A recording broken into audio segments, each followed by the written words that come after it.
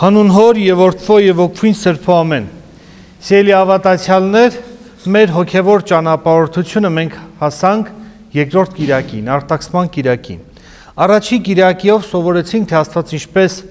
իր բարերարությամբ, իր սիրով աշխարհն արարեց եւ մարդուն ստեղծեց։ Վերջնակետը մարդուն ստեղծելն էր։ Եվ ահա մարդուն ստեղծելուց հետո մի գեղեցիկ պատվիրան է տալիս, չուտելու պատվիրանը, որովհետև այն օրը, որ ուտեք, ասում է կմեռնեք։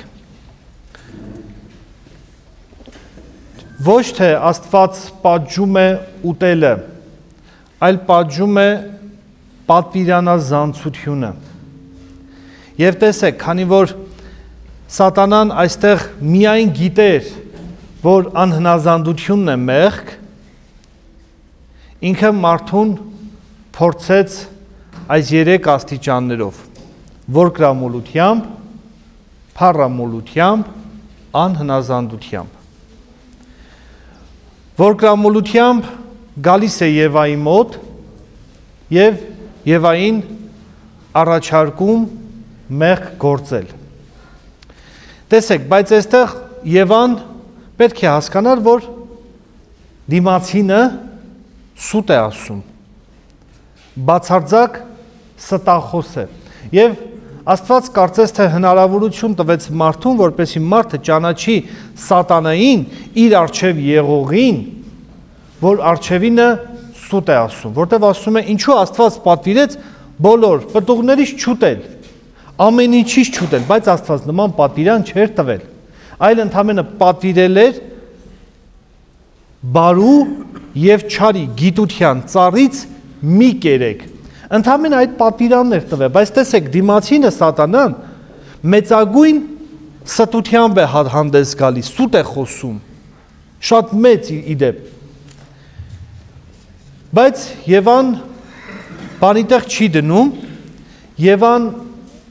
անգամ դրան չի անդրադառնում, որ դիմացինը սուտ է ասում եւ շարունակում է լսել։ Եվ սատանան տեսնում է, որ մարդը շարունակում է լսել եւ իր սուտը չի բացահայտում, շարունակում է իր ստի վրա մյուս սուտը կառուցել, կնմանվեք աստվածների։ Ասում է գիտեր Աստված, որ դուք ուտեք, ձեր աչքերը կբացվեն եւ դուք կնմանվեք աստվածների։ Այստեղ սատանան կարծես թե մի քանի հարց է լուծում։ Նախ մեղսագործությունից հետո սուտ կուրքերի պաշտամունքներ մեր առջև դնելու։ Այսինքն հենց այդ օրվանից ցույց է տալիս, որ այդ բոլոր սուտ աստվածները իրենք սատանայի կողմից նշանակված չար զորություններ են։ Եվ ահա պահը գալիս է, այդ պատմական պահը գալիս է։ Բայց տեսեք, Եվան իր խոսքի մեջ շատ հետաքրքիր մի արտահայտություն է անում, ինչը որ Աստված Ադամին չէր ասել, որտեղ Աստված Ադամին ասել էր. «Չուտեք, որ չմեռնեք»։ Աստված Ադամին չէր ասել. «Չմոտենաք»։ Բայց Ադամը, քանի որ մարգար էր, ինքը գիտեր, թե ինչ է տեղի ունենալու եւ ինչ է տեղի ունեցել, նախապես Եվային պատվիրում է. «Հուպ մի լինիցի, չմոտենաս», որտեվ գիտի, կնոջ բնույթը գիտի, ինքը մարգար է, հենց որ կինը մի բան տեսավ, ակնահաճո եղավ, սիրուն եղավ, ինքը ուզելու է։ Մինչ այսօր այդ բնավորությունը կանանց մոտ շարունակվում է։ Թե անցնում են մի գեղեցիկ խանութի կողքով, մի գեղեցիկ բան տեսան, տղաները պետք է թողնեն ու փախնեն։ Դրա համար այդ նույն բնավորությունը տեսան, ակնահաճո եղավ, գեղեցիկ եղավ, ինքը ցանկանալու է։ Եվ ահա Եվան այդ պատմական գործողությունն է կատարում։ Ուտում է եւ տալիս է Ադամին։ Ադամը, քանի որ տեսել էր արդեն, որ իր սիրելի կինը մեղանչել է, մեղք է գործել, չի ցանկանում, որպեսզի Եվային միայնակ թողնի, այլ ինքն էլ է այդ մեղքը գործում։ Եվ տեսեք, միանգամից լույսերից ընկնում են, միանգամից այն ամենը, ինչ որ Աստված նրանց շնորհազարդել էր, այդ բոլոր շնորհներից ընկնում են։ Եվ Աստծու ոտքերի ձայնն են լսում։ Այստեղ մենք տեսնում ենք մեր Տեր Հիսուս Քրիստոսի մասին մեծագույն մարգարեությունը, որ մեզ հետ շրջեց, մեզ հետ կենցաղավարեց։ Եվ ահա գալիս է մեր Տերը, կարծես թե ինչպես ենք մենք գնում հիվանդատես։ Հիվանդատես մենք գնում ենք ինչպես։ Հյութեր ենք տանում, չէ, մրգեր ենք տանում, որպեսզի հիվանդանոցում ընկած հիվանդը շատ շուտ առողջանա, այսինքն իմունիտետ ձեռք բերի։ Եվ ահա Աստված գալիս է մարդու մոտ որպես հիվանդատես, ինչպես նախ իր ոտքերի ձայնն է լսում Ադամը, շարունակում է լսել։ Երկրորդը Աստված հնարավորություն է տալիս, որպեսզի Ադամը լսի Աստծու ձայնը։ Եվ երրորդը ապաշխարությունն է բերում, ուրես Ադամ։ Սա կարծես թե Աստծու համար տարօրինակ հարցադրում է, որտեղ Աստված ամենատես է, ինքը ամեն ինչ գիտի։ Սակայն այստեղ Աստված չի հարցնում մարդու տեղը, այլ հարցնում է որտեղ էիր եւ ուր ընկար։ Ես քեզ ինչ զգեստներով զարդարեցի եւ դու ինչին արժանացար։ Սրա մասին է խոսում Սաղմոս 2 48-րդ Սաղմոսում, ասում է մարդը պատիվ ուներ եւ չհասկացավ, հավասարվեց անբան անասուններին եւ նմանվեց իրեն։ Պատիվ ուներ, այսինքն Աստծու պատկերն ու նմանությունն ուներ։ Ահա սա էր պատիվը, որովհետև Աստված երբ որ մարդուն ստեղծեց, իբրև թագավոր ստեղծեց եւ լուսեղեն պատմուճանով զարդարեց։ Տեսեք, այսօրվա շարականը, օրհնությունը ամբողջությամբ այդ փոքր պատկերները պատմում է պայծառակերպության մասին։ Կարծես թե որևէ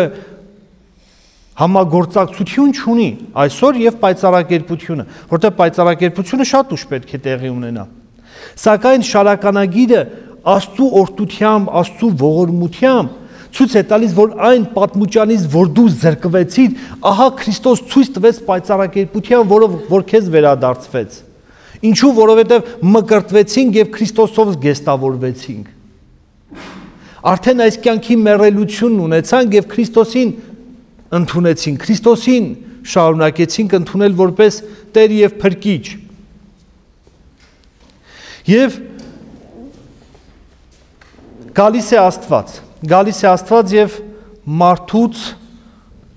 հաշիվ է պահանջում։ Ուր ես Ադամ, որպեսի մարդը ապաշխարի, որպեսի մարդը զղջա, որպեսի մարդը ցույց տա,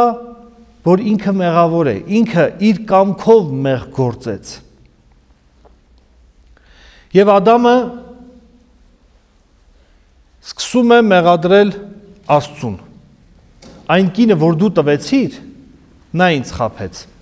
Այսինքն լավ բան չես տվել ինձ։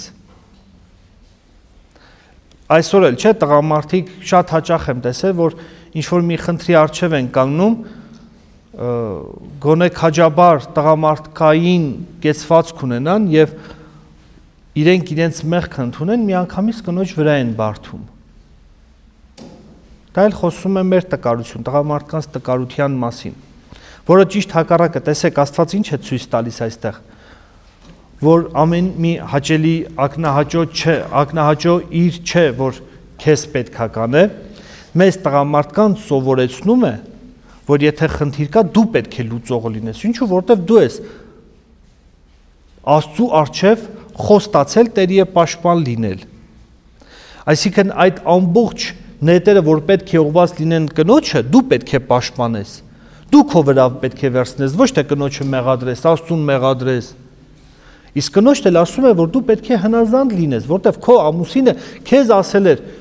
ոչ միայն չուտես, այլև չմոտենաս։ Ահա հենց այդ պատճառով Եփեսացիների թղթում Պողոս Առաքյալը շատ նուրբ զգուշացնում է, ասում է տղամարդիկ սիրեք ձեր կանանց, որտեղ գիտի, որ տղամարդը այդ հարցում թույլ է։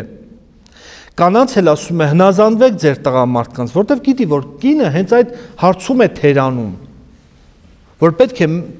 կանայք հնազանդություն ունենան, ոչ միայն չմոտենան,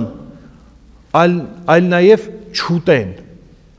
այսինքն չցանկանան այն արգելվածը, որը որ ակնահաճո է։ Եվ ահա կնոջտ է դառնում, Աստված փորձում է կրկին, տեսեք, մարդուն հնարավորություն տալ,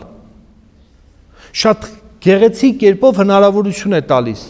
կրկին անգամ կնոջը, այդ ինչ արեցիր, այն օձ ինձ խաբեց, կրկին ոչ թե ես, այլ ինչ-որ մեկը։ Եվ այստեղ ժողովրդի բարբառով ասած, կուժն ու կուլեն ջարդվում է օձի գլխին, որտև տեսեք, այնտեղ անեծք չի լինում, անեծք չկա այնտեղ, միայն անիծում է օձին, օձն է, որ անեծքի տակ է ընկնում։ Եվ անեծքը հետևյալն է, քո փորի վրա սողաս և խայթես նրա գարշապարը, և նա կջախջախի քո գլուխը։ Թշնամություն պիտի դնեմ քո և նրա սերնդի միջև, այսինքն սատանային ասում է, որ Քրիստոս պետք է ջախջախի քո գլուխը, քո սերնդի և նրա սերնդի միջև, այսինքն սատանայի իր ամբողջ զորքի միջև և Քրիստոսի միջև պիտի թշնամություն դնեմ և Քրիստոս պետք է ջախջախի սատանայի գլուխը։ Եվ ահա Աստծուն մնում էր ընդամենը մեկ բան, մեղքը կասեցներ։ Ինչպես մեղքը կասեցրեց, մահով։ Մահը մեղքի կասեցնումն է։ Մահով մենք դադարում ենք մեղք գործել։ Եվ ահա Աստված մեղքի կասեցումը տվեց մահը, որպեսզի այլևս մեղքը հարատև չլինի։ Ինչու, որովհետև անցած քարոզների ընթացքում այդ 4 թագավորությունները հիշեցինք։ Առաջինը Ադամի թագավորությունն էր, որը կարճ տևեց, երկրորդը մեղքի թագավորությունն էր, որը թագավորեց մինչև Քրիստոս, օրենքի թագավորությունը Մովսեսից մինչև Քրիստոս, եւ ահա Քրիստոսի բերած թագավորությունը, որը հավիտենական է։ Եթե դու ընդունում ես Քրիստոսի թագավորությունը, դու մտնում ես Քրիստոսի հավիտենական հարատև օրհնության եւ սիրո մեջ։ Եթե մահը չլիներ, ժողովուրդ, Քրիստոսի թագավորությունը չէր կարող գալ։ Ինչու? Որովհետև սահմանը չէր դրվի մեղքի, բայց Քրիստոս եկավ իր մահով մահը ջախջախեց, իր մահով մահը ջախջախեց, որպեսզի մենք կարողանանք իրենով կյանք ունենալ։ Սակայն այդ կյանքը պետք է լինի հարատև։ Ահա հենց այդ պատճառով մահը տվեց, հողեիր ու հող պիտի դառնաս։ Եվ արարածները չկարողացան խուսափել այդ հրամանից։ Ինչու, որտեղ բոլորս էլ հրամանի ներքո ենք։ Եվ ինչպես ասում է Հակոբոս Առաքյալը, ցանկությունը մեղք է ծնում եւ մեղքը մահ։ Ցանկացանք, տեսանք, կերանք,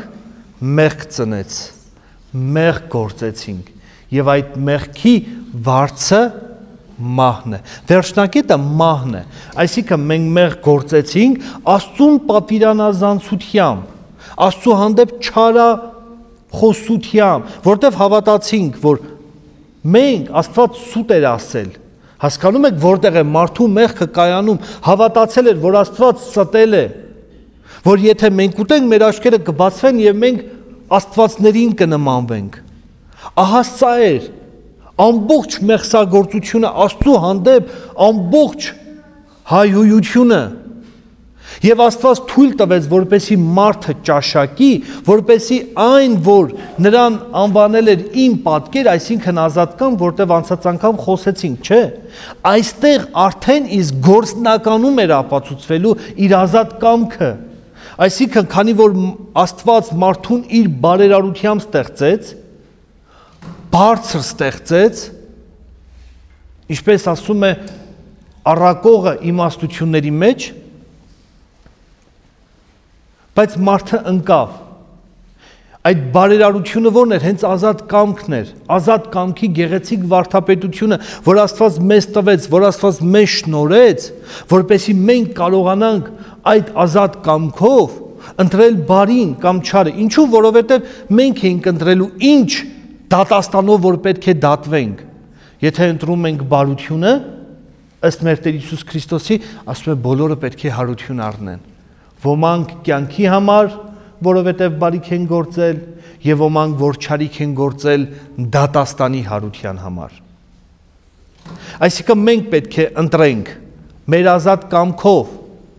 Այսինքն Աստված իր բարերարությունն է կրկին ցույց տալիս, որպեսզի մարդը կարողանա իր ազատ կամքը ի ցույց դնել, ապացուցել ես ազատ կամքով եւ ազատ կամքով քեզ եմ ընտրելու Տեր Աստված։ Սակայն Ադամը ճիշտ հակառակը գործեց։ Տեսեք, մենք 40-օրյա պահեցողություն ենք ունենում Քրիստոսի նմանվելով։ Ինչպես մեր Տերը 40-օրյա ծոմապահությամբ ջախջախեց սատանային, որտեղ վերջնակետը սատանայի պարտությունն էր, որտեղ այն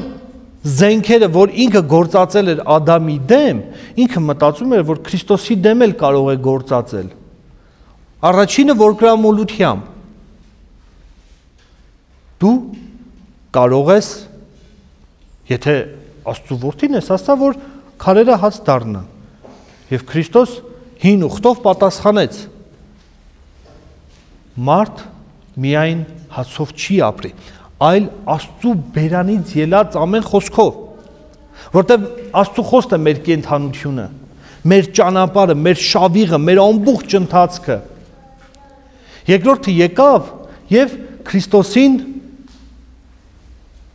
փառամոլության մեղքի մեջ գցելով, եթե դու Աստծո որդին ես,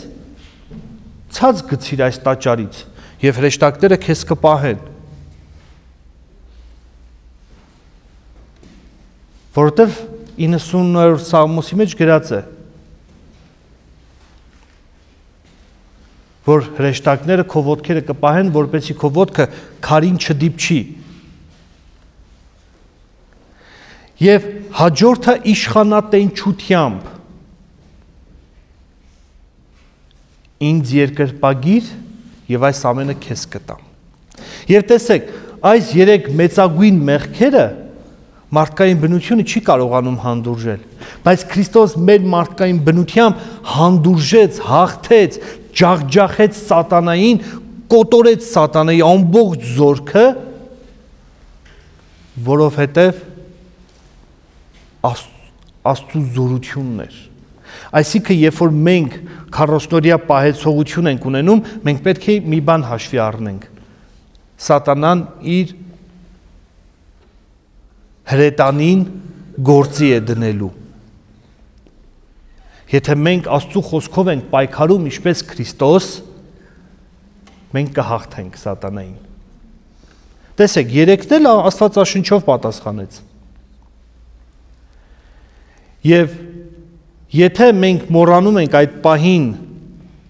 Աստծո խոսքը եւ փորձում ենք մեր ուղեղով դատել, մեր ուղեղով պայքարել, Եվայի եւ Ադամի օրն ենք ընկնում։ Տեսեք, այստեղ Աստծո խոսքով ցույց է տալիս, որ եթե Ադամն ու Եվան էլ պայքարեին Աստծո խոսքով, իրեն կհաղթեին։ Քրիստոս պայքարեց Աստծո խոսքով եւ հաղթանակ տոնեց։ Մենք պայքարեցինք մեր մարդկային տրամաբանությամբ եւ պարտվեցինք։ Եվ Աստված մարդուն արտաքսում է դրախտից։ Արտաքսում է եւ հենց դրախտի առջև է տնկում։ հրամայում ես ծերով բեներին ու քերով բեներին հրեսյուն կազմել, որպեսզի որևէ մեկը չմոտենա կենաց ծառին, որտեվ ով որ մոտենար ուտեր, ինքը մեղքի մեջ կհարատևեր, կուտեր, անմահ կդառնար եւ մեղքը կհարատևեր։ Բայց մենք կարողացանք մոտենալ կյանքի ծառին, կյանքի պտղին, Հիսուս Քրիստոսին։ Քանի որ այս ընթացքում վարակույրը փակ է, մենք արտաքսված ենք, ահա հենց այդ պատճառով հաղորդություն չի լինում պատարագին, չեք ստանում։ Իսկ այնուհետև որ պետք է բացվի, հենց այդ ժամանակ կարող եք հաղորդություն ստանալ։ Այսինքն, երբ որ դրախտի դռները բացվի, դրախտի դուռը խորհրդանշող երկնքի արքայության դուռը խորհրդանշող վարակույրը բացվի, դուք կարողանաք մտնել երկնքի արքայություն, զողորմություն, քո դուռն բաց մեզ Տեր, քո ողորմությամբ այս դուռը բացիր մեր առջև Տեր, կմտնեք երկնքի արքայությունը խորհրդանշող իրողության մեջ, կհասնեք կյանքի պտղին, կենաց պտղին, մեր Տեր Հիսուս Քրիստոսի մարմինի եւ այրանը, որտեղ ասում է, եթե չճաշակեք իմ մարմինը եւ չըմպեք իմ արյունը, հավիտենական կյանք չեք ունենա ձեր անձերիցներս։ Այսինքն հաղորդվելով մենք կհարատևենք Քրիստոսի սրբության մեջ, Քրիստոսի կենցաղավարության մեջ։ Ահա սիրելի հավատացյալներ, արտաքսումը այսքանն էր։ Կարող եք ձեր հարցերը տալ։ Հա Արմեն ջան, հա տղես։ Այդ կանք համեմատեք եւ այն սուտ մաժամ աստվածացնի, որովհետեւ երկուսն է որդի ունեցան, երկուսի որդին անմեղ է, երկուսի որդուն է սպանեցին։ Ոչ թե այդ օրինակով կարելի է օրինակ բերել, այլ որովհետեւ տարբեր կերպ որդիներ ունեցան, որտեղ Եվան որդեցնեց ամուսնական հարաբերության արդյունքում, կենակցության արդյունքում, իսկ մեր Տիրամայրը ծնեց մեր Տեր Հիսուս Քրիստոսին Սուրբ Հոգով։ Բայց կոչվում է երկրորդ Եվա կամ Եվայի երկունքի ցավերի վերցնող։ Ինչու՞։ Որովհետև իր ծնունդով վերացավ Եվայի ցավերը, հոգևոր ցավերի մասին է այստեղ խոսքը, ոչ թե մարմնական, որտեղ հայրերն ասում են, որ Տիրամայրը շատ քիչ է ցավեր ունեցել, երկունքի շատ քիչ է ցավեր ունեցել։ Հա? Էլի հարցեր? Հա։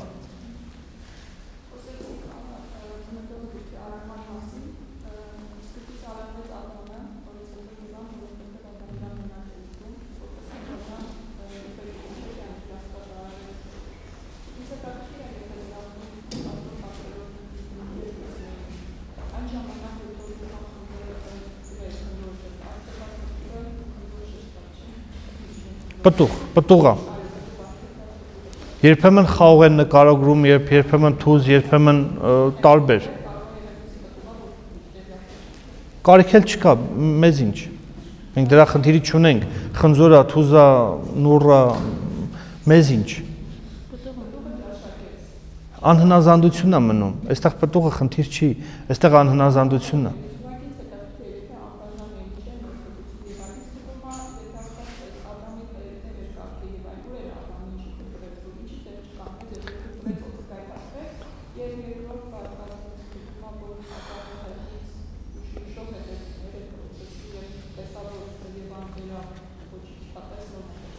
Թե Աստվածաշունչն ասում է իր մոտ եղող Ադամին, կերավ եւ տվեց իր մոտ եղող Ադամին։ Մի քիչ էս պահը խնդրահարույց է, որովհետեւ առավոտվա մոտավորապես ժամը 9-ին է Եվան ճաշակում, Ադամի ճաշակումը 12-ին է լինում, այսինքն ձերբակալվել եւ խաչվել այդ ընթացքն է, այդ բաներով։ մեկը վերացնում էր Եվայի մեղքը, մյուսով վերացնում էր Ադամի մեղքը։ Այստեղ փոքրինչ կրկին Ադամի պարագան այստեղ շատ пассив է Ադամը։ Ադամի ամբողջ խնդիրը, որ ինքը пассив էր, ընտանեկան հարցերում пассив էր։ Սա խորհրդանշում է, որ մենք ընտանեկան տղամարդիկս ընտանեկան հարցերում պետք է ակտիվ լինենք։ Այո, դա Ադամի սխալն էր, Ադամի пассивության արդյունքում էր։ Բայց Ջորջ ջան, որևէ մեկս ոչ Եվային կարող է քննադատել, ոչ էլ Ադամին, քավլիցի, որտեվ մենք լինեինք Ադամի տեղը, կարող ավելի վատ բաներ անեինք։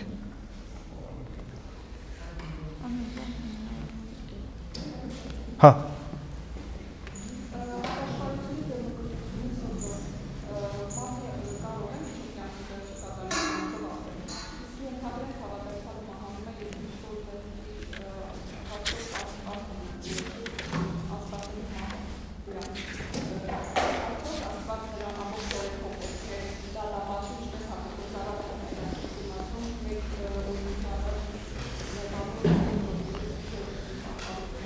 Տեսեք ինչ է ասում Հովանես Ավետարանիչը առաջին թղթի,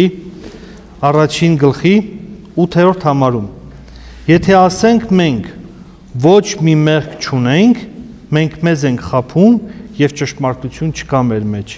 Իսկ եթե խոստովանենք մեր մեղքերը, հավատարիմ է նա եւ արդար, մեր մեղքերը մեզ ներելու եւ մաքրելու համար մեզ ամեն անիրավությունից։ Այսինքն որևէ մեկը չի կարող ասել, որ ինքը անմեղ է, կատարյալ է, որտեվ միայն Աստված է կատարյալ, Աստված է անմեղ։ Այլ մենք պետք է խոստովանենք մեր մեղքերը անդադար, որպեսզի Աստված իր մեծագույն ողորմությամբ մեզ դատի։ Դրա համար շարականի մեջ մենք ինչ ենք ասում, արդարությամբ մի դատեսցես, այլ գթությամբ քով քավեսցես, արդարությամբ մի դատիր, այլ քո ողորմությամբ մեր մեղքերը քավիր, ներիր մեր մեղքերը, որովհետև շատ կարևոր է ժողովուրդ, որ Աստծուց խնդրենք իր մեծագույն ողորմությունը։ Չէ, ու կարիք էլ չկա։ Մենք պետք է խոստովանենք մեր մեղքերը, պետք է այդ քաջությունն ունենանք։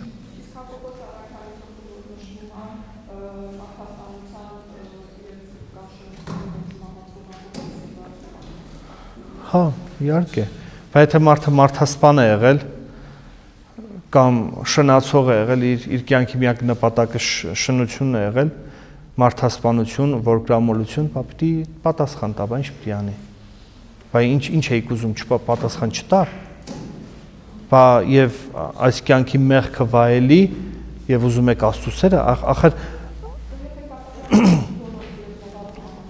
բայց Աստված ներում է, չէ՞։ Աստված ներում է խոստովանությամբ։ Առաքյալը դրա համար է շեշտում,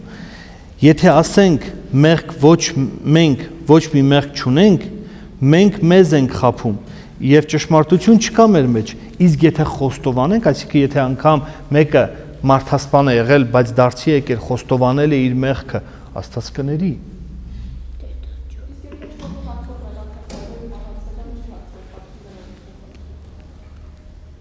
Այդ հարցը նեղացած է եղել։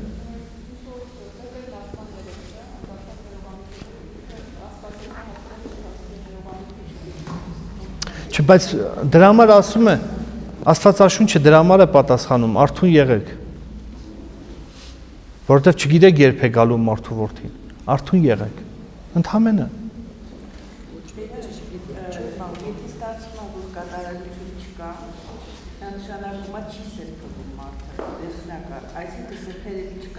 Չէ, Աստված է սրբացնողը, Աստված է սրբացնողը, Աստված է մաքրողը։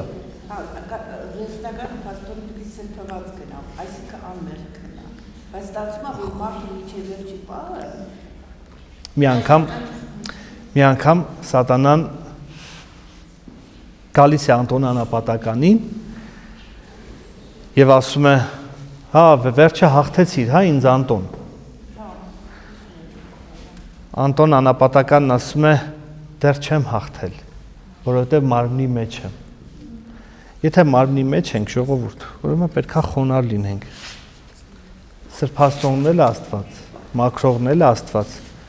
Միայն Աստված մեզանից պահանջում է խոնարհություն, խոստովանություն, ապաշխարություն։ Քրիստոսով ամեն ինչ էլ հնարավոր է։ Քրիստոսով ամեն ինչ հնարավոր։ Մենք մեզանով ոչինչ չենք կարող, այլ Քրիստոս։ Մեր միջի Քրիստոսն է ամեն ինչ։ Դրա համար Սաղմոս 2-ն ասում է ամեն մարդ սուտ է։ Ճշմարտությունը մեր միջի Քրիստոսն է։ Վերջ։ Ուրիշ ճանապարհ չկա, միայն Քրիստոսն է ճանապարհը։ Հա տղես։ Հեսա, երեխեն հարց տա, հետո դուք։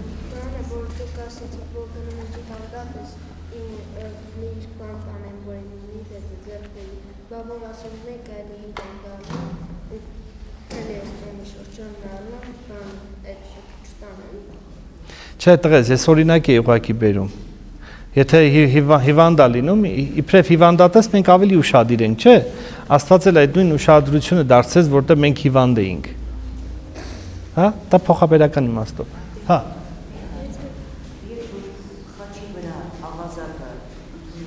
Այո։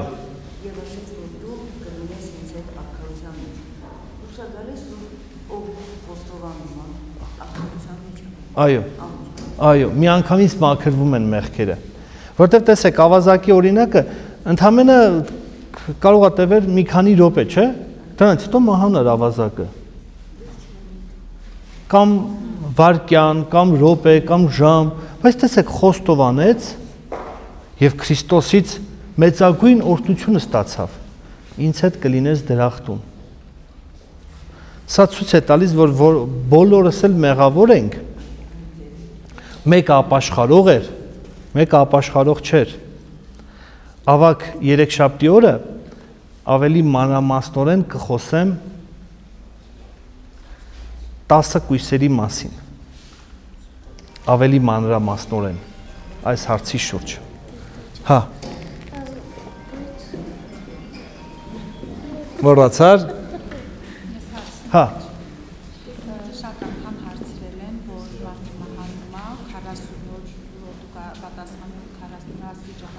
Այո, այո։